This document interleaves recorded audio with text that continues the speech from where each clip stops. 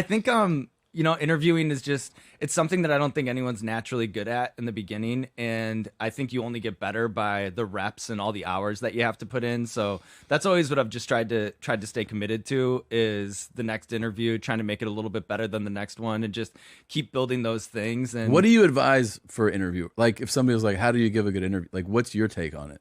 I think be naturally curious and enthusiastic when you're doing the kind of interview that I'm doing. If you're talking to a movie star that has a movie coming out, I think it's the best thing. The way that I do it is I just try to walk a mile in someone else's shoes. So if we're interviewing a musician, I'll listen to all the music, make a playlist that'll become the soundtrack to my life for a week. If they have a whole filmography, end your night with like a little double feature and Yeah. really soak in their output as an artist, because I think in a lot of ways that can communicate who they are as a person just as much as anything that you would read in a profile or whatever. And Yeah. then obviously you should do that other work and really dive into all the stuff. And then you have so many resources on YouTube, so many interviews, so many things that you can reference in order to get a better understanding of the person that you're talking to.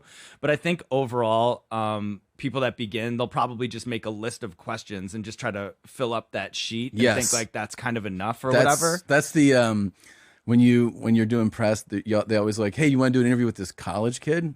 And you're like, "Sure."